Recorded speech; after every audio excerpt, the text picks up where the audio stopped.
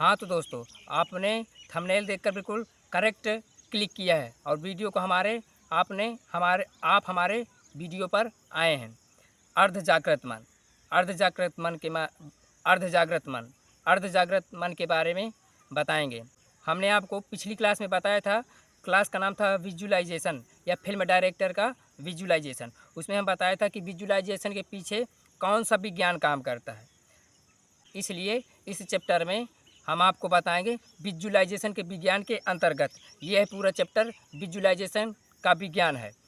तो दोस्तों, क्लास शुरू होने से पहले अभी तक हमारे चैनल को लाइक, कमेंट और फॉलो और शेयर और सब्सक्राइब नहीं किया है तो दोस्तों ज़रूर कर लेना, ताकि आपको ऐसी मोटिवेशन के नोटिफिकेशन आपको जल्द ही प्राप्त होती रहें।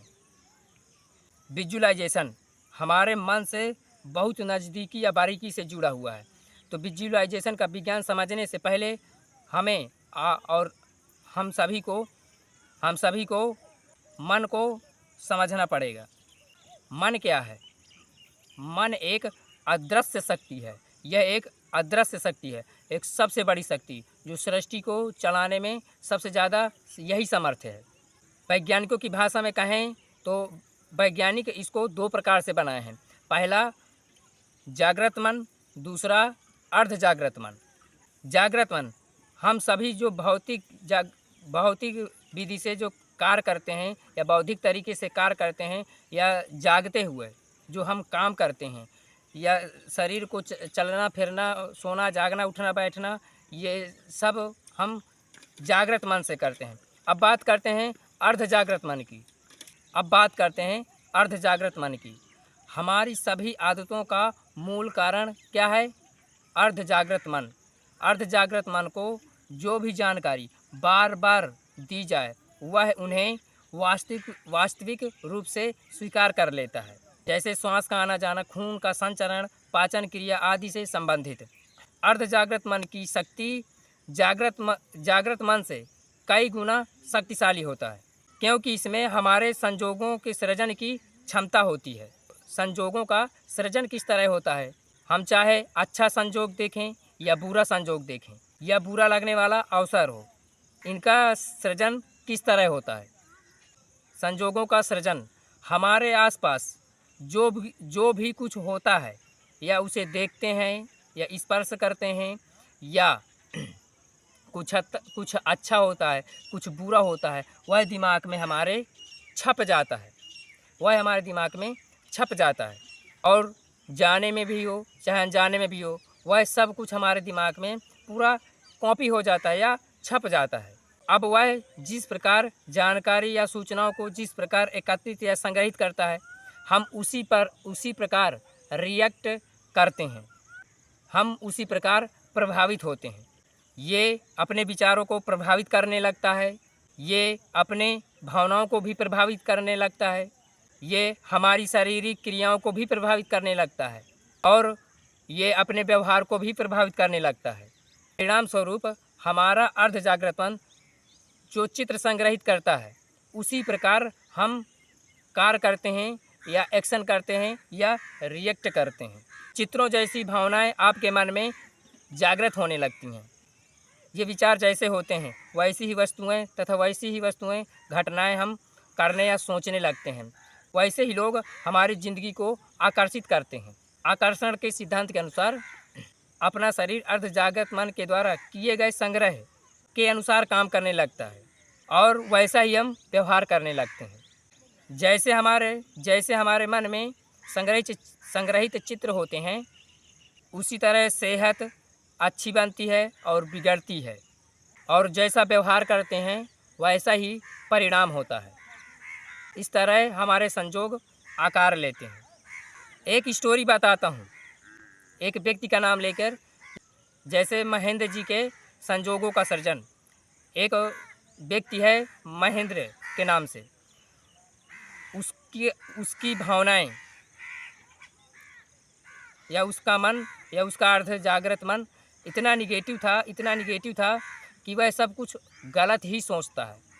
अब जैसे महेंद्र जी 28 या 30 वर्षों से बहुत परेशानी से बहुत कठिनाइयों से या बहुत मेहनतों से परेशान हैं। उनके सामने सब कुछ बुरा ही होता है, सब कुछ बुरा ही होता है। कुछ गलत चित्र दिखाई देते हैं, कुछ अच्छे चित्र दिखाई देते हैं। अब धोखे से किसी ने उनके ज़िंदगी में एक बार कहीं, जैसे उनके बचपना में, जैसे उनके कोई बचपना में एक बार उन्होंने किसी को 250 रुपया दिया था और वो ज़िंदगी में उसको दोबारा दिया नहीं। उसने उसके साथ, महेंद्र जी के साथ धोखा किया। अब वह चित्र 20 सालों से ही या बचपना से ही छपता चला आ रहा है। अब उसके दिमाग में क्या है, कि सब कुछ बुरा ही होता है, सब धोखेबाज हैं, सब फ्रॉड है, सब फ्रॉड दुनिया है, सब बेकार है। मतलब वो अपनी मेहनत से अपने माहौल से, अपनी कठिनाइयों से, अपने हर चीज़ से वो परेशान हो चुका है। और महेंद्र जी के पास एक दुकान भी थी। जैसे उसने किसी को उधार दे दिया, किसी को कुछ रुपए दे दिया, तो किसी ने उसको उधारी नहीं दी, और किसी ने इसको पैसे दे दिया, तो वह उसके दिमाग में चित्र छप जाता है कि यार उसने मेरा पैसा नहीं दिया, उसने मेरी उधारी नहीं दी। वह पूरा उसी तरह सोचता रहता है कि मतलब मेरी उधारी नहीं दिया, मेरा पैसा नहीं दिया, ऐसा है वैसा है। से मंदी तकलीफ़ और संघर्ष ऐसे चित्रों से रंगा हुआ उसका अर्ध जागृत मन महेंद्र जी को बुरी तरह प्रभावित करता है। इसके कारण क्या बन रहा है, महेंद्र जी की आर्थिक स्थिति कमज़ोर होती चली जा रही है। फिर उसका सिर दर्द होता है, उसका बुखार आती है, उसको तकलीफ़ होती है, शरीर में भी होती हैं। तो अब वो शरीर का भी वो निगेटिवता या नकारात्मक ऊर्जा से या नकारात्मक सोच से अब सोचने लगता है कि मैं बीमार हो गया, ऐसा है वैसा है, मेरी बुखार आ गई, अब कितने दिन में सही होगी। पूरी नकारात्मक उसके दिमाग में, उसके हमेशा ज़िंदगी में गलत ही गलत हुआ है, पूरा गलत दृश्य ही आए हैं, और वो हमेशा दिमाग में गलत ही नकारात्मक ही सोचता था।